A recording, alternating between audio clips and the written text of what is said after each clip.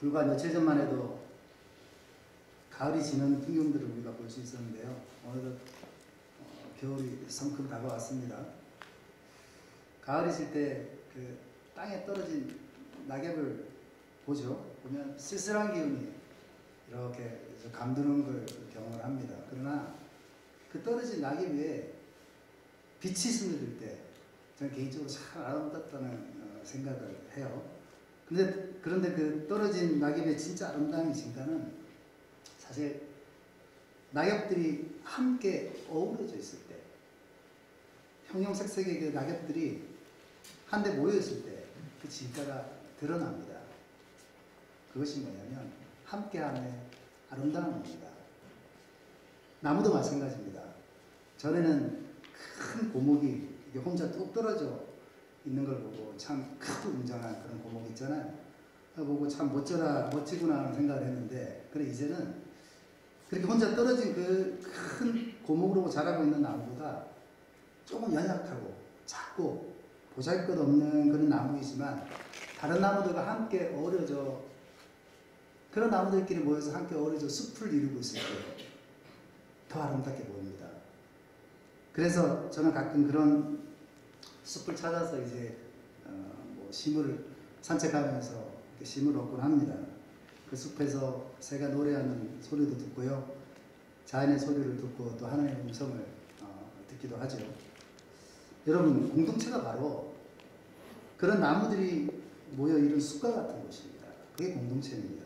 개인보다는 함께함으로 아름다움을 만들어내는 곳, 그래서 새도 쉬어갈 수 있는 곳, 그런 쉼터가 되는 것이 바로 공동체입니다. 교회는, 선교단체는 예수 그리스도의 이름으로 모인 공동체는 에베소서 2장 20절에서 22절 말씀을 근거로 하고 있습니다.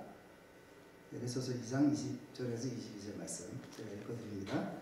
너희는 사도들과 선지자들의 터 위에 세우심을 입은 자라. 그리스도 예수께서 친히 모퉁이 돌이 되셨느니라. 그의 안에서 건물마다 서로 연결하여 주 안에서 성전이 되어가고 너희도 성령 안에서 하나님이 거하실 처소가 되기 위하여 그리스도 예수 안에서 함께 지어져 가느니라. 아멘. 이 말씀은 예수 그리스도께서 가장 용인한 그런 모퉁이 돌이 되시고, 건물 전체가 이 모퉁이 돌을 중심으로 서로 연결되어서 주님 안에서 자라나며 성전이 되어 간다는 것입니다. 이것이 바로 공동체의 본질입니다. 그게 본질이라는 거죠. 그리스도인은 각각 개개인으로 살아갈 수가 없습니다. 예수 그리스도 안에서 서로 연결되어 주님의 거룩한 성전이 되어 간다는 것이요. 여러분도 아시죠? 성전이 뭡니까? 하나님께서 거하시는 처소가 바로 성전입니다. 하나님께서 거하시는 처소죠. 그럼 결국 공동체는 하나님이 거하시는 그런 처소라는 것이죠. 물론 하나님의 처소는 내 개개인이 각자 하나님의 처소죠. 그러나 그 개개인이 모여서 서로 유기적으로 긴밀한 관계 가운데 상호 관계 속에 잇대어 갈 때, 그게 바로 하나님의 아름다운 처소가 되는 것입니다. 그래서 하나님 나라는 The Kingdom of God is among you. 우리 사이, 우리 가운데 있다는 거죠. 아까 방금 전에 중보기도 할 때 인도하실 때 그 학생들은 사실 그 하나님의 그 성전, 처소가 무너진 것이죠. 그래서 그런 일들이 발생하는 것입니다. 우리 사이, 우리 가운데 있다는 것입니다. among you. 나와 너와의 관계 가운데 있다는 것이죠. 그렇다면 하나님께서 우리의 관계 가운데 계시다면 우리가 바른 관계를 세워나가는 것이 무엇보다도 중요합니다. 우리 안에 바른 관계가 뭐가 되겠습니까? 뭐겠습니까? 서로 안에 사랑이 있고, 서로 안에 기쁨이 있고, 그리고 서로 안에 자비가 있고, 그런 관계, 하나님은 그런 관계 속에 머물고 계시답니다. 그렇다면 그 반대로 그 관계 가운데 사랑이 없고 자비가 없고, 그런 관계 가운데는 하나님의 사실 거하실 처소가 아니라는 것이죠. 하나님 나라는 여기 있다 저기 있다가 아닙니다. 우리 가운데 있는 것입니다. 우리의 관계 속에 세워지는 나라, 우리의 그 관계가 사랑으로 연결되어지는 그것이 바로 하나님의 처소이자 하나님의 나라라는 것입니다. 그래서 하나님의 처소에는 사랑, 기쁨, 자비, 온유 이런 고귀한 열매들이 맺히는데 그 열매들은 무엇과 연관이 있냐? 무엇과 연관이 있냐?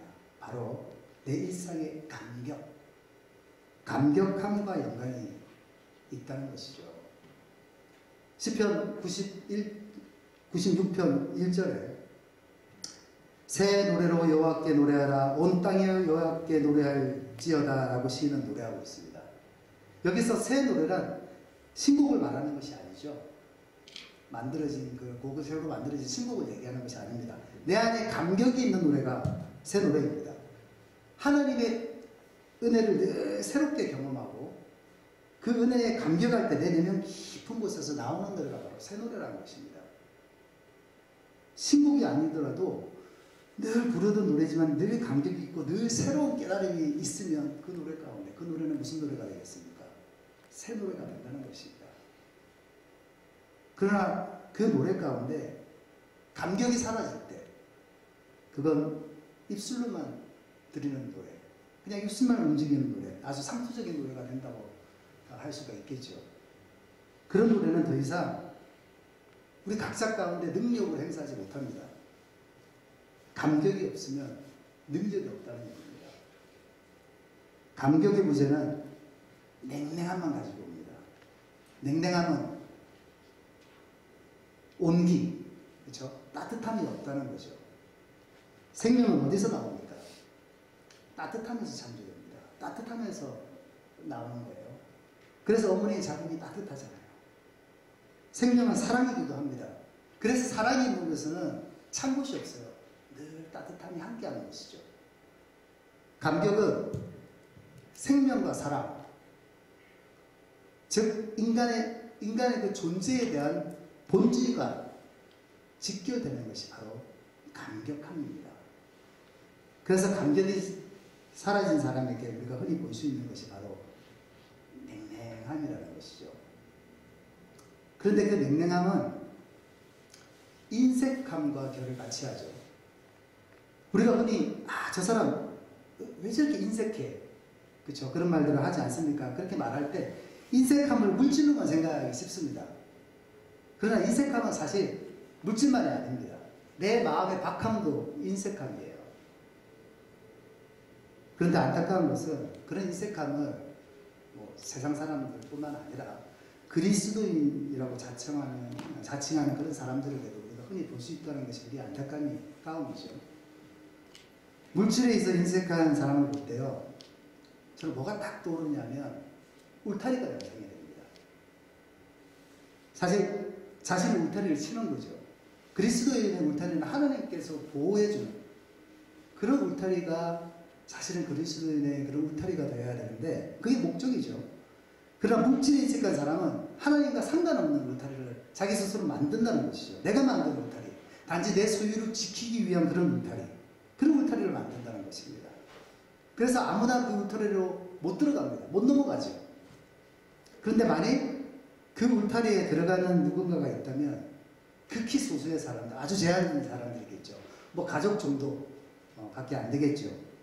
그래서 인색한 사람은 타인과의 그 관계에 아주 어려움을 줄 수밖에 없고 함께 있으면 어려움을 겪을 수밖에 없다는 것입니다.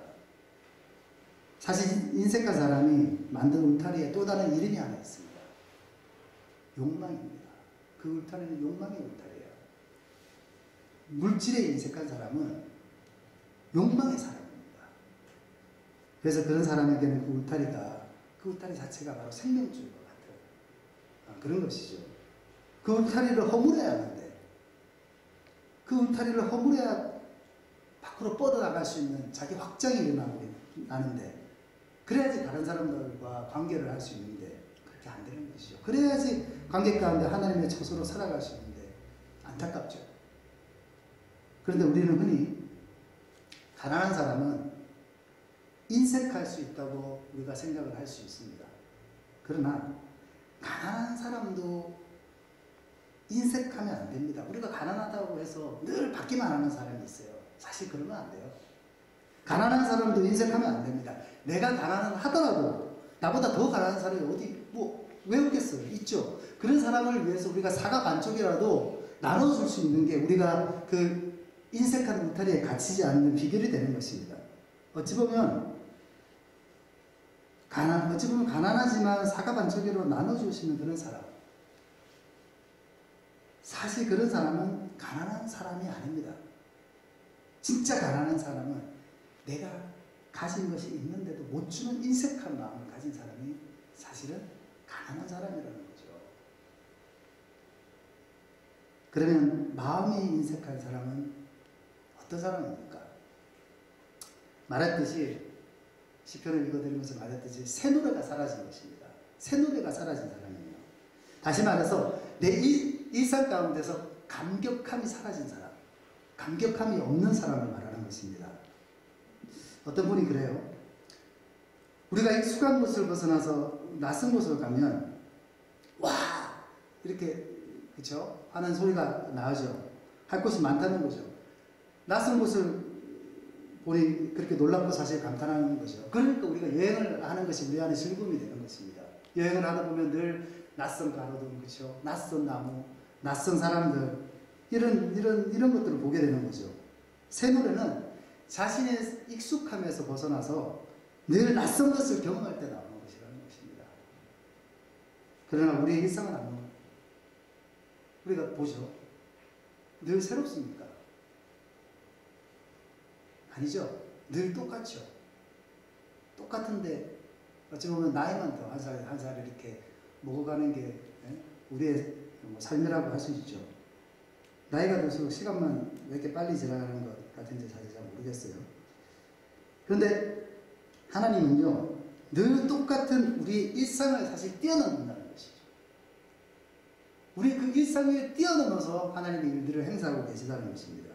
늘 똑같고 늘 익숙한 그런 환경이지만 그 안에 새로운 감사, 그 안에 새로운 은혜가 있다는 것이죠. 그런 은혜와 그런 감사가 우리를 감격하게 만든다는 것입니다. 일상은 똑같지만 그것이 바로 하나님의 신비라는 것이죠. 어떤 교회를 가면요, 사람들의 인상이 굉장히 굳어있는 교회가 있습니다. 저도 경험을 했죠. 그리고 아주 경계의 눈초리, 굉장히 판단의 눈초리로 보는 그런 교회가 있어요. 인간은 참 묘한 게 그 분위기로 사람들의 그런 내면들을 당하는 사람은 다 느낄 수 있다는 거죠. 그래서 누군가 나를 싫어하면 다 알잖아요. 누군가 나를 굉장히 좋아하고 있다는 사실도 우리가 잘 알고. 신기한 일입니다. 그런데 낯선 사람이 그런 곳을 찾아가면요, 그 분위기에 눌려서 참 어렵습니다.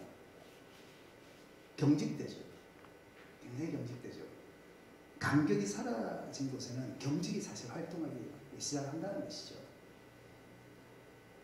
그래서 누군가를 경직하게 만드는 것. 그런 어떤 마음의 인색감, 따뜻함의 부재, 다시 말해 사랑의 부재와도 연결이 된다는 것입니다. 우리가 흔히 사랑을 말할 때 사랑은 무엇을 해야 한다고 우리가 생각하기 쉽습니다. 그래서 물질로 누군가를 돕고 봉사하고 또 누군가에게 사랑합니다라고 사랑 고백을 하고 이렇게 표현을 하는 것. 그런 적극적인 행위를 하는 것을 사랑으로 우리가 규정하기 쉽습니다. 물론 사랑이죠. 아주 소중한 사랑입니다. 우리는 그렇게 해야 하죠. 그러나 사랑은 그렇게 적극적인 행위도 사랑이지만 정말 알아야 할 것은 우리가 하지 말아야 할 것을 안 하는 것도 사랑이라는 것입니다. 고린도전서 13장 잘 알고 있습니다. 우리가 사랑장으로 참 유명하죠. 사랑에는 적극적인 사랑과 소극적인 사랑, 적극적인 윤리와 소극적인 윤리, 이렇게 적극적인 사랑은 나눠져 있는데 적극적인 사랑은 오래 참고 사랑은 온유하며 그렇게 해야 할 것을 하는 것을 말하는 것입니다. 그러나 소극적인 사랑은 어떤 거예요? 사랑은 시기하지 아니하며 사랑은 자랑하지 아니하며 사랑은 교만하지 아니하며 이렇게 하지 말아야 할 것, 하지 말아야 할 것을 안 하는 것이 소극적인 사랑입니다. 여러분, 그리스도인인 우리가 정말 삶에서 먼저 실천해야 나갈 것이 뭔지 아세요? 소극적인 사랑이라는 거예요. 사실 그리스도인이 하지 말아야 할 것만 안 해도 우리는 굉장히 잘 사는 그리스도인이 될 수 있습니다. 문제는 그걸 해서 문제죠. 그것만 실천해 나가도 참 아픈 얘기지만 세상에서 소위 개독이라는 소리를 안 듣는다는 거죠. 사랑은요, 여러분이 잘 알고 있습니다. 헬라어로 신적인 사랑을 아가페라고 하지 않습니까? 근데 아가페는 명사형이죠. 아가페의 동사형은 아가파오입니다. 근데 아가파오를 보면 사랑한다는 얘기겠죠. 근데 먼저 첫 번째 의미가 뭐냐면 to welcome이라고 나와 있습니다. 뭐죠? 환영한다는 얘기예요. 그게 먼저 첫 번째 의미예요. 환영한다. 사랑은 누군가를 환영해 주는 것입니다. 만약 누군가 교회에 오면 그 사람을 환영해 주는 것. 우리는 성교단체 같은 데 오면 환영해 주는 것. 누군가 내 집에 찾아오면 환대해 주는 것. 그게 사랑이라는 것입니다. 환영은 어디서 나옵니까? 감격에서 나옵니다. 감격하지 않는데 어떻게 누군가를 막 환영해 주는 겁니까? 어렵죠. 그건 가짜 환영이죠. 내 안에 감격함이 없는데 가짜 환영이에요. 그래서 꼭 우리가 머무는 것이, 우리가 어디 단체 뭐 어떤 곳에 머물 때 그것이 나를 경직되게 만든다면 그건 하나님의 사랑이 약간은 결핍되어 있다는 것을 우리가 알아야 됩니다. 사랑과 경직은 굉장히 함께하기가 쉽지 않다는 것이죠. 어렵다는 것입니다. 그래서 우리는 마음으로 누군가를 환영해 주는 것, 정말 우리 안에 중요하다는 것이죠. 그런데 만약 내 성격이 그렇죠, 내향적이라서 그렇게 하기 힘들다면, 물론 어느 정도 이해가 되죠. 왜냐하면 저도 굉장히 내향적이거든요. 그러나 내향적인 성향이 공동체에 부정적인 어떤 그런 영향을 미치고 있다면 어떻게 해야 되겠습니까? 난 그거 못 고쳐. 그게 아니라 조금씩 바꾸어서 성숙해 나가야 된다는 것입니다. 왜냐하면 그리스도인은 나를 위해서 사는 것이 아니라 너를 위해서, 타인을 위해서 사는 사람이기 때문입니다. 내향적이건 외향적이건 그 어떤 성향이 너무 지나침으로 인해서 부정적인 영향이 흘러간다면 그것마저도 바꾸어 나가는 것이 우리 그리스도인이라는 것이죠. 또 교회에서 인색한 사람에게서 흔히 볼 수 있는 풍경들이 있습니다. 만일 설교자가 설교를 마치고 이제 뭐 교인들과 다 마치고 강단에 내려가서 우리가 인사를 나눈다고 합시다. 인색한 사람이 옆에 있는 사람에게 그럽니다. 다 근데 목사님이 다 들리게 얘기해요. 야, 은혜 받았다고 하지 마. 목사님 교만해져. 우리 이런 얘기도 한 번씩 하잖아요. 그럽니다. 여러분, 사실 그거 아니죠. 아니, 왜 거기까지 신경 쓰고 있는지 모르겠습니다. 그럴 때는 그 사람의 인색함이 굉장히 모질함이 넓어요. 인색함은 남을 인정하지 않으려는 그런 마음. 남을 인정하지 않으려는 그런 마음이라는 것이죠. 인정하려는 마음이 없으면 내 안에 관찰만 자꾸 늘어나고, 인정하지 않으려는 마음이 없으면, 인정하려는 마음이 없으면 관찰과 자꾸 판단하려 하는 그런 마음이 늘어난다는 것입니다. 여러분, 공동체는요, 함께하면요, 관찰하고 판단하는 자리가 아닙니다. 서로 인정해주고, 서로 격려해주고, 서로 연약함을 위로해주고, 그런 것이 공동체입니다. 그리스도인의 힘은 어디서 나오냐? 비단 그리스도인뿐만 아니죠. 위로와 격려에서 나옵니다. 그리고 경탄과 박수에서 나온다는 것입니다. 보통 아기가 태어나서 몇 개월이 지나면 몸을 뒤집습니다. 그런데 아기가 몸 뒤집을 때 엄마를 한번 보세요. 경험들이 다 있죠. 학교 용어 쓰죠. 딱 넘어가려고 그러면 으이샤 그러고, 그죠? 그리고 막 잘하네 라고 얘기를 해줘요. 그렇게 합니다. 아니, 몸 뒤집는 게 뭐 그리 대수라고 그렇게 막 칭찬하겠습니까? 근데 저도 그랬죠. 저도 그랬어요. 아기가 좀 더 잘하죠. 1년 전후를 보면 이제 그때 막 걸음마를 시작하지 않습니까? 그때부터는 이제 엄마는 어떻습니까? 아주 난리 납니다. 처음 우리 엄마 첫 발을 뛸 때요. 엄마는 어떻게 합니까? 정말 엄청나게 놀라워하고 정말 잘한다고 칭찬을 해줍니다. 근데 아기는 어때요? 멀리도 못 갑니다. 고작 뛰어봤자 한 달이에요. 한 발이에요. 한 발짝 뛰는 게 고작입니다. 그리고 더 이상 주저앉을 수 있죠. 주저앉습니다. 그런데도 엄마는 어떻게 합니까? 잘한다 잘한다. 막 난리를 쳐주죠. 그리고 다음날 또 걸음발을 합니다. 이제는 아기가 두 발짝을 뛰죠. 그러면 더 난리를 칩니다. 박수치고 하고 경탄해주고 감격해주지 않습니까? 여러분, 아기가 한두 발짝 뛰는 게 그렇게 큰일입니까? 물론 아기 입장에서는 굉장히 큰일이죠. 굉장히 큰일입니다. 그러나 아기가 걸을 수 있게 만드는 것은 무엇입니까? 박수 소리 때문입니다. 엄마의 감격하는 소리 때문에 아기는 걸을 수 있다는 것이죠. 아기가 넘어져도 격려해주고, 아기가 걸으면 감격해주고, 그렇게 시간이 지나면 아기가 온전히 걸을 수 있게 되는 것입니다. 여러분, 사람은요, 격려해주고 박수 쳐줄 때 다시 일어날 수 있는 것입니다. 그렇게 온전한 사람이 만들어지는 거예요. 그러나 우리 한국 문화에서는 체면이라는 게 좀 있죠. 사실 체면 때문에 감격해야 되는데도 자신의 그런 내면을 자꾸 숨기려 하는 그런 마음들이 있습니다. 습성이 있죠. 그래서 과거에는 냉수 먹고 막 이쑤시고 막 그랬잖아요. 그러나 그건 좀 잘못된 문화, 그렇게 관습이죠. 나이가 많건 적건 자신의 위치와는 상관없이 우리 안에 감격의 문화가 자리 잡아야 합니다. 어디든 감격의 문화가 자리 잡지 못하면 내 안에 선한 것을 창조하지 못합니다. 내 주위가 선한 것을 나타내지 못해요. 창조는 지금도 일어나고 있습니다. 우리 안에 감격이 있을 때 선한 것이 창조됩니다. 오늘 본문에 등장하는 선한 사마리아인을 보면요, 그는 일상 가운데 늘 새 노래를 부르는 사람인데 틀림없습니다. 다시 말해서 인색함과 전혀 거리가 먼 사람이죠. 그래서 그는 하나님의 처소로 살아가는 사람이고 선한 것을 창조하는 사람이고 새 생명을 낳는 사람이라고 할 수 있습니다. 사마리아인은 강도 만난 사람에게 가까이 가서 기름과 포도주를 그 상처에 붓고 응급 조치를 해줍니다. 포도주는 소독하는데 사용을 하고 기름은 상처를 좀 빨리 아물게 하는데 도움을 줍니다.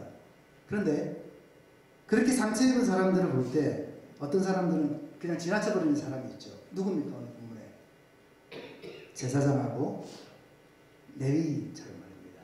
그런데 사마리아 사람은 그냥 지나치지 않고 응급 조치를 해줍니다. 근데 응급 조치를 다 했으면 그냥 그걸로 끝나고 자기 갈 길을 가도 되잖아요. 근데 그러지 않죠.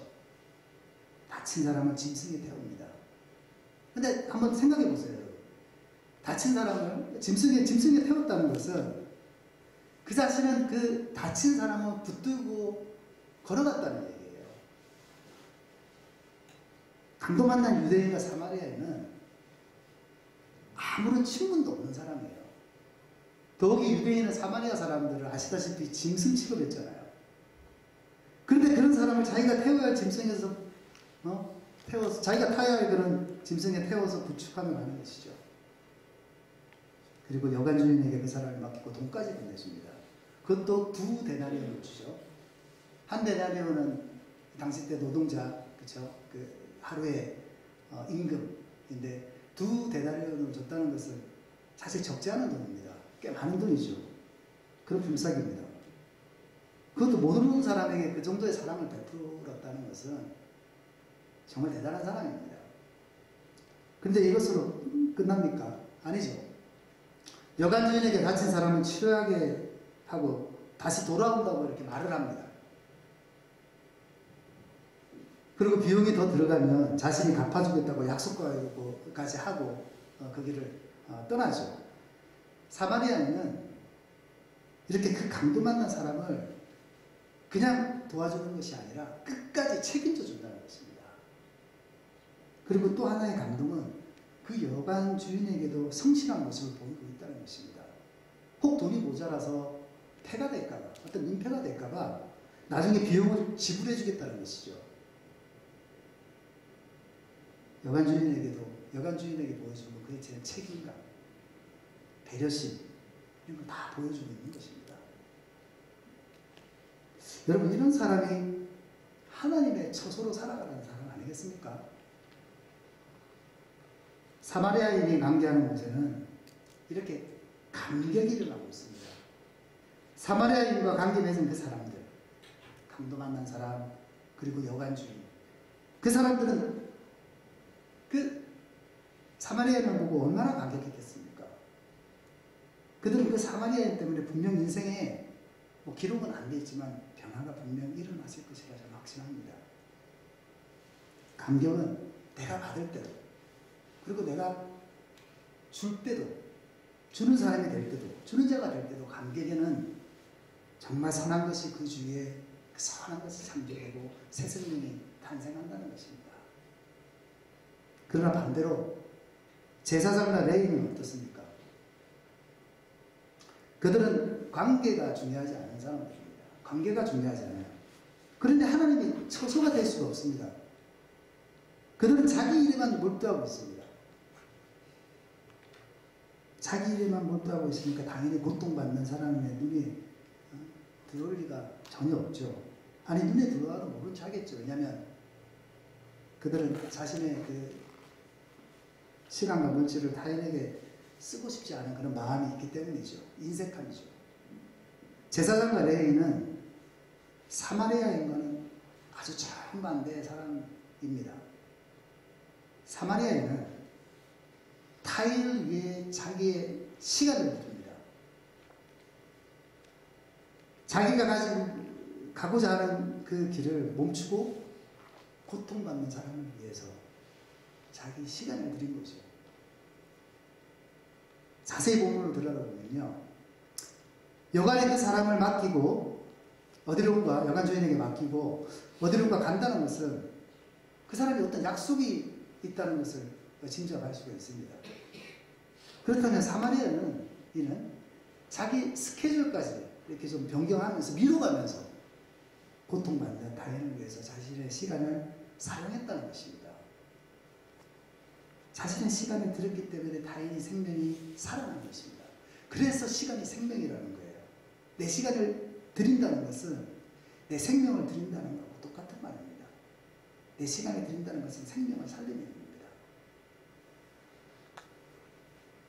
어디 그뿐입니까? 자기가 가진 소유, 포도주와 기름, 포도주와 기름으로 그 사람을 치료합니다. 그리고 자신의 소유인 짐승에 태우죠. 자신의 소유로 타인을 섬기고 있습니다. 그리고 자기 물질도 다른 사람을 위해서 정말 아낌없이 다 베풀어줍니다. 그것도 어떠한 주저함도 없이, 그것도 넉넉하게 베풀어준다는 것이죠. 제사장과 레위인과는 너무 대조되죠. 제사장과 레위인은 고통당하는 사람과 관계하기를 싫어합니다. 자신은 자기 일이 있습니다. 그래서 자기 갈 길만 가면 되는 사람입니다. 타인을 위해서 시간을 들이기도 싫어합니다. 물질을 들이기도 싫어해요. 제가 본문을 들여다보면서 번뜩 생각나는 게 하나 있었습니다. 아, 이 이야기에서 등장하는 강도는 과연 몇 명인가 했습니다. 한 명이 아니었다고. 한 명이 아니더라고요. 3명의 강도가 등장하는 거예요. 유대인의 육신의 상처를 입힌 강도, 유대인의 영혼의 상처를 입힌 강도, 제사장과 레위인, 이렇게 3사람이 등장하는 거죠. 사실 제사장과 레위인은 육신의 상처를 입힌 강도보다 정말 더 큰 상처를 입힌 사람입니다. 그들의 인색함은 다친 사람의 육신을 방치했기 때문에 더 큰 고통 가운데로 몰고 갔죠. 어디 그뿐이겠습니까? 그 영혼의 상처를 입게 만들었지 않습니까? 종교 지도자로서 한 영혼을 더한 고통과 죽음으로 몰고 간 것입니다. 여러분, 우리 좀 일상에 우리 일상 가운데서 좀 깨어있기를 소망합니다. 제사장과 레위는 예배를 드리고 내려오는 길이었습니다. 그런데 그들은 예배의 의미를 전혀 모르는 사람들이었어요. 자기에 갇혀있는 사람들입니다. 울타리죠. 그들에게 예배란 그 건물 안에 드리는 것이 예배가 전부였습니다. 그러나 그게 예배가 아니죠. 예배는 교회 안에서뿐만 아니라 교회 밖도 예배라는 사실입니다. 사실 교회는 그 안에서는 누구나 거룩할 수 있습니다. 그러나 진짜 예배의 삶은 교회 밖에서 이루어진다는 것이죠. 전에 어떤 교회를 제가 이곳에서 들어가게 되었습니다. 근데 그 교회는 예배가 시작된 것 같은데 예배가 순서가 없이 다들 조용히 앉아있는 거예요. 이상하다. 계속 저도 기다리고 있었죠. 근데 한참 시간이 지나요. 한참 시간이 지나는데 설교를 안 해요. 좀 이상하잖아요. 30분이 지나도 거의 1시간이 지나도 설교를 안 하고, 근데 어떤 사람이 이렇게 침묵 가운데, 조용한 침묵 가운데 한 사람이 일어나더니 뭐라고 얘기하고 또 앉고 또 조용하게 있어요. 또 다른 사람이 또 일어나서 또 한마디 하고 또 앉고. 그래서 저는 잘못 들어왔나? 뭔가 이상한 교회라고 생각해서 전 나갔어요. 한참 있다가, 한참 예배를 드리다가, 그게 예배인지도 모르지만. 근데 나와서 번뜩 생각이 드는 거예요. 옛날에 퀘이크 교회에 대해서 제가 배웠던 기억이 딱 나는 겁니다. 그 교회가 바로 퀘이크 교회였어요. 그런데 어떤 사람도 저 같은 경우가 한 사람이 있었답니다. 그 사람도 저처럼 계속 기다려도 예배를 안 드리길래 옆에 있는 사람한테 물어봤대요. 하도 기다려고 예배를 안 하길래, 이 교회는 언제 예배를 드립니까? 그렇게 물어봤더니 거기 성도가 하는 말이 그러죠. 예배는 교회 문을 나서는 순간부터 시작입니다 라고 했답니다. 의미 있는 얘기 아니겠습니까? 참 의미 있는 얘기입니다. 저는 그 얘기를 듣고 찡한 감동이 왔었어요. 제사장 레위인은 삶이 예배라는 사실, 우리 일상이 예배라는 사실을 정말 모르고 있습니다. 우리는 지금 이 땅 캐나다에 살고 있습니다. 이 땅에 살면서 우리는 어떻습니까? 사실 쉽지만은 않습니다. 삶이 그렇게 넉넉하지가 않은 곳이 캐나다입니다. 때로는 어깨에 놓인 짐이 버겁기도 하죠. 그래서 비틀비틀 흔들리기도 합니다. 그러나 그리스도인은 흔들리지 않는 자가 그리스도인이 아닙니다. 흔들리더라도 방향을 잃지 않는 자가 사실 그리스도인입니다. 흔들리면서 가는 인생이 그리스도인이에요. 그래서 흔들리지 말기를 바라는 것이 아니라 내가 방향을 잃지 말기를 바라는 것이 그리스도인이라는 것입니다. 그런데 내가 힘들다고 나의 것만 몰두해서 가는 사람은 흔들리지 않을 수도 있겠죠. 내 길만 가면 되니까. 왜 경주마에 보면은 이렇게 딱 맞고 가는 경주마 있지 않습니까? 그 길만 가면 흔들리지 않을 수도 있어요. 하지만 그런 사람의 일상은 보면요, 정말 새로움을 찾아보기 어렵다는 것입니다. 삶에 새로움이 없어요. 우리 일상에서 주어지는 것들이 당연해 보이는 것들이 얼마나 많습니까? 그러나 그 당연함에만 머물러 있으면 결코 새로운 그런 세계가 내 안에, 우리 가운데 다가오지 않습니다. 당연함에서 벗어나야 합니다.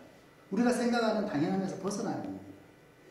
내게 주어진 것들을 당연함에서 벗어나 놀라움으로 바라볼 때 우리의 일상은 더 이상 내게 당연함으로 다가오지 않습니다.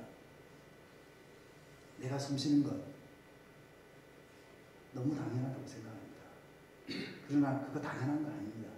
내 코에 새끼를 불어넣으신 분은 하나님이십니다. 하나님께서 우리에게 생기를 불어넣어주지 않았다면 우리는 그냥 흙 같은 존재에 불과한 거예요. 그러나 하나님께서 내 코에 생기를 불어넣어 주셨기 때문에 나는 지금 호흡을 할 수 있는 것입니다. 그래서 나의 호흡이 결코 나의 것이 아니라는 것입니다. 하나님의 것이죠. 그러면 내가 아침에 일어나서 숨쉬는 것도 당연한 겁니까? 그렇지 않습니다. 당연한 게 아니죠. 하나님께서 나를 숨쉬게 하지 않는다면 나는 그냥 죽은 목숨이라는 것입니다. 그래서 우리 일상의 모든 것들이 사실은 다 기적이고 우리 일상의 모든 것들이 다 감사고 우리 일상에 일어나는 모든 것들이 다 하나님의 은혜가 될 수밖에 없다는 것입니다. 키에로 케고르는 절망을 정의할 때 절망은 죽음에 이르는 병이라고 했죠. 그러나 사실 절망만 죽음에 이르는 병이 아닙니다. 내 안에 당연함으로 다가오는 것을 감사하지 못하는 마음, 내 안에 감격이 사라진 마음, 바로 그것이 죽음에 이르는 병이라는 것입니다. 여러분, 이 땅에 살면서 가장 행복하게 만드는 것 중에 하나가 있죠. 저는 그 중에 하나가 자연입니다. 어디 가나 쫙 이렇게 펼쳐진 자연이 그렇게 아름다울 수가 없어요. 밤하늘의 별들도 보면요, 그나저나 정말 청명하죠. 아주 반짝반짝합니다. 사탄이 제일 두려워하는 게 뭔지 아십니까? 그리스도인인 우리가 자연으로 나가는 것입니다. 사람들이 자연으로 나가는 걸 제일 두려워합니다. 왜냐하면 혹 우리가 자연을 보고 하나님을 깨달을까 봐 얘네들이 제일 겁내하는 거예요. 두려워하는 거예요. 자연에는 하나님의 손길이 고스란히 묻어 있잖아요. 자연이 하나님의 말씀입니다. 그래서 우리는 하나님이 창조하신 그 자연을 보고 하나님을 깨달을 수 있습니다. 그래서 하나님이 계시하는 책이 두 권이 있다고 해요. 하나는 성경책, 그리고 하나는 자연책입니다. 우리가 그 책들을 보고 감격하는 순간 정말 하나님의 그 큰 세계가 내 안에 쑥 하고 들어오게 되는 것입니다. 우리가 어릴 때 또 하나를 맛보게 되는 것이죠. 그런 감격이 있을 때 나는 또 하나의 내 안에 또 세계가 또 하나 열리게 되는 것입니다. 또 하나의 내 안에 세계가 열렸다는 것, 또 하나를 맛보게 된다는 것을 내 삶의 지평이 어떻게 되겠습니까? 조금 더 확장되고 넓어진다는 거 아니겠습니까? 우리 좀 그렇게 감격하면서 하나님의 세계를 좀 경험하면서 너무 바쁘게 살지 말고 내 삶에 좀 여백을 남기면서 그렇게 살아갑시다. 때로는 우리 하는 것을 멈출 필요가 있습니다. 잠시 멈추고 자꾸 어떤 정보를 수집해서 나를 업그레이드 하는데, 그렇죠? 자꾸 유튜브 찾아가서 어떻게 뭘 업그레이드 하려고 그런 데만 나의 시간을 쓰지 말고, 사실 그러면 그럴수록 우리 안에 누군가를 판단하는 시간만 늘어나지 내 안에 감격하는 시간은 늘어나지 않습니다. 좀 여백을 남겨줍시다. 삶의 여백을 남겨주자는 거죠. 그래야 하나님의 일하시는 우리가 볼 수 있는 힘이 생깁니다. 그래야 내 삶에 감격이 찾아온다는 것이죠. 그런 삶이 조금씩, 정말 그런 삶이 조금씩 깊어지면 예수 그리스도의 눈으로 세상을 그리고 사람들을 보게 됩니다. 우리의 눈으로 한번 보세요. 사람들을 볼 때 정말 절망밖에 안 보입니다. 그러나 예수 그리스도의 눈을 통해서 사람들을 볼 때 절망이 절망으로만 보이지 않습니다. 내 눈으로 볼 때 정말 자식이 정말 골치 아프죠. 우리 사춘기를 겪은 제 딸아이를 볼 때도 그래요. 저 정말 언제 인간 될까? 너무너무 힘들었어요. 사춘기를 겪을 때. 정말 골치 아팠습니다. 내 눈으로 볼 때 정말 미운 사람들이 얼마나 많습니까? 이해하지 못할 사람들이 우리 얼마나 많습니까? 저 사람 왜 저래?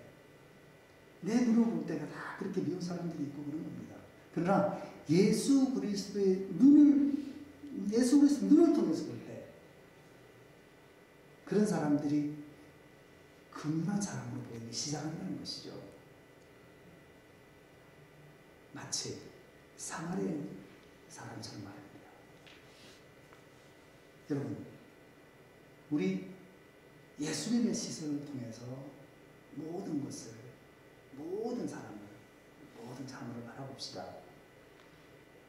그러면 분명 내 일상에 감격이 찾아옵니다.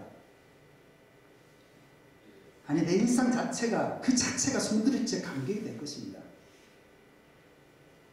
그럴 때 혹 우리가 우리 안에 지금 느끼고 있는 패배감, 어떤 상실감, 내 안에 주어진 그런 박탈감, 이런 절망은 더 이상 절망이 아니라 희망으로 바뀔 것입니다.